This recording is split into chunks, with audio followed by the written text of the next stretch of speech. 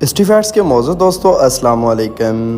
ناظرین گرامی، سانحہ کربلا یا واقعہ کربلا یا کربلا کی جنگ کہیں 10 محرم 61 ہجری بمطابق 9 یا 10 اکتوبر 680 عیسوی موجودہ عراق کے ایک مقام کربلا کے مقام پر پیش آیا، جہاں یزید کی بھیجی ہوئی فوج نے محمد صلی اللہ علیہ وسلم کے نواسے حسین ابن علی اور ان کے اہل خانہ کو شہید کیا۔ اس واقعے میں حضرت حسین رضی اللہ تعالیٰ عنہ کے ساتھ 72 ساتھی، کچھ غلام، 22 اہل بیت کے جوان اور خاندان نبوی کی کچھ خواتین اور بچے بھی شامل تھے۔ حضرت حسین رضی اللہ تعالیٰ عنہ کے ساتھ اس لڑائی میں بچوں، بوڑھوں اور خواتین تمام ہی لوگوں کا اہم کردار تھا، لیکن آج کی ویڈیو میں ہم آپ کو بتانے جا رہے ہیں واقعہ کربلا میں خواتین کے کردار کے بارے میں۔ موضوع کے آغاز سے پہلے آپ سے گزارش ہے کہ اگر آپ چینل پر نئے ہیں تو چینل کو سبسکرائب کر لیں، جبکہ ویڈیو کو آخر تک ضرور دیکھیں۔ ناظرین گرامی، محرم الحرام اسلامی سال کا پہلا مہینہ ہے۔ محرم کا لفظ تحریم سے بنا ہے اور تحریم کا لفظ حرمت سے نکلا ہے۔ حرمت کے لفظی معنی ہے عظمت اور احترام وغیرہ کے۔ اس بنا پر محرم کا مطلب احترام اور عظمت والا ہے، کیونکہ یہ مہینہ بڑی عظمت اور فضیلت رکھتا ہے اور بڑا مبارک اور لائق احترام ہے، اس لیے اسے محرم الحرام کہا جاتا ہے۔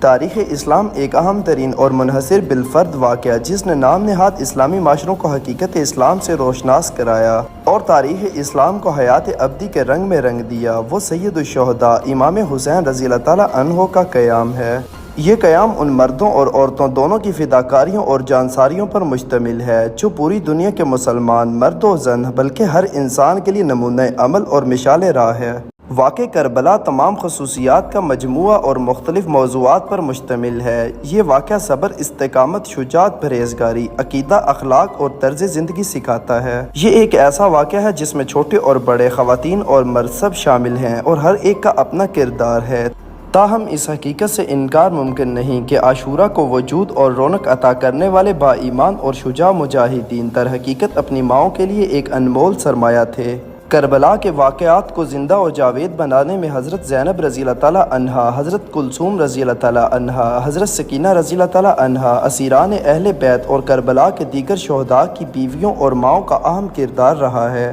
کسی بھی تحریک کا پیغام عوام تک پہنچانا بہت زیادہ اہمیت کا حامل ہے۔ کربلا کی تحریک کا پیغام عوام تک کربلا کی اسیر خواتین نے پہنچایا ہے۔ حضرت زینب رضی اللہ تعالیٰ عنہا کے بے مثال کردار اور قربانیوں سے تاریخ کربلا روشن نظر آتی ہے۔ واقعہ کربلا میں صرف عاشورہ میں ہی نہیں بلکہ انہوں نے شہادت امام حسین رضی اللہ تعالیٰ عنہ کے بعد مختلف مقامات پر اپنا کردار ادا کر کے یہ بات ثابت کی ہے کہ حضرت امام حسین رضی اللہ تعالیٰ عنہ کا خواتین اور بچوں کو اپنے ہمراہ لے جانے کا فیصلہ کتنا صائب تھا۔ کربلا کی ان مثالی خواتین نے ملوکیت کی پروردہ قوتوں کے مقابل اپنے معصوم بچوں کو بھوک و پیاس کی شدت سے بھلکتا ہوا دیکھنا گوارا کیا، یہاں تک کہ اپنے سہاگوں کو بھی رائے خدا میں قربان ہوتے دیکھا، لیکن رسول اللہ صلی اللہ علیہ وسلم کے دین کی کشتی انسانیت کو ڈوبنے نہیں دیا۔ واقعہ کربلا کو بے نظیر و لاسانی بنانے میں خواتین کربلا کی بے مثال ایثار سے انکار نہیں کیا جا سکتا۔ حقیقت تو یہ ہے کہ معرکہ کربلا میں اگر خواتین نہ ہوتی تو مقصد قربانی سید الشہداء امام حسین رضی اللہ تعالیٰ عنہ ادھورا ہی رہ جاتا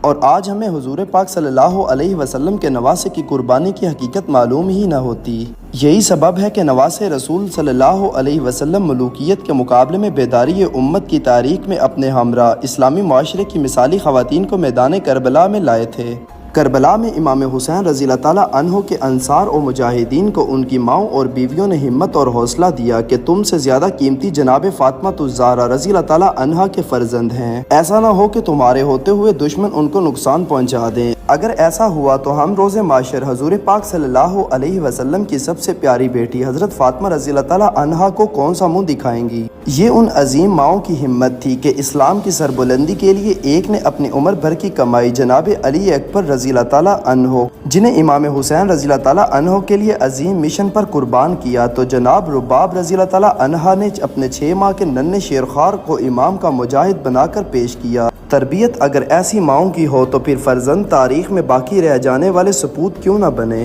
حضرت زینب رضی اللہ تعالیٰ عنہا وہ ہستی ہیں جن کے خطبوں سے کربلا کی تاریخ کو تا قیامت اسے شدید جذبے سے یاد رکھا جائے گا، جیسے وہ صدیوں کی بات نہیں کل ہی کا قصہ ہو۔ حضرت زینب رضی اللہ تعالیٰ عنہا قوت برداشت اور صبر کی اعلیٰ ترین درجے پر فائز تھی۔ حضرت امام حسین رضی اللہ تعالیٰ عنہ کی شہادت کے بعد آپ کی 3 اہم ذمہ داریوں کا آغاز ہوا تھا جن کو آپ نے کمال کامیابی کے ساتھ نبھایا۔ سب سے بڑی ذمہ داری حضرت سجاد رضی اللہ تعالیٰ عنہ کی تیمارداری اور دشمن سے ان کی حفاظت، دوسری ذمہ داری ان عورتوں اور بچوں کی حفاظت جو بیوہ ہو چکی تھی اور بچے یتیم ہو چکے تھے، تیسری ذمہ داری کربلا کے پیغام کو دنیا کے کونے کونے تک پہنچانا تھا۔ دم توڑتی انسانیت کو زندہ کرنے کا جو ارادہ حضرت امام حسین رضی اللہ تعالیٰ عنہ کے گھر سے لے کر نکلے تھے، اس کو انجام تک کردار اور گفتار کے ذریعے حضرت زینب رضی اللہ تعالیٰ عنہا نے پہنچایا۔ انہی کی سربراہی میں حضرت امام حسین رضی اللہ تعالیٰ عنہ کی اہل حرم نے کوفہ اور شام کی گلی کوچوں میں اپنے خطبات کے ذریعے یزیدیت کی ظلم کا پردہ چاک کیا اور رہتی دنیا تک ہونے والی کسی بھی سازش کو بروقت بے نقاب کر دیا۔ واقعہ کربلا کا ایک اور اہم کردار امیر المومنین حضرت علی رضی اللہ تعالیٰ عنہ کی بیٹی ام کلثوم ہے، جنہوں نے دوران اسیر کوفہ اور شام کے بازاروں میں خطبے دیے۔ انہوں نے اپنے خطبوں میں جہاں کوفیوں اور شامیوں کے امام حسین سے بے وفائی کی مذمت کی،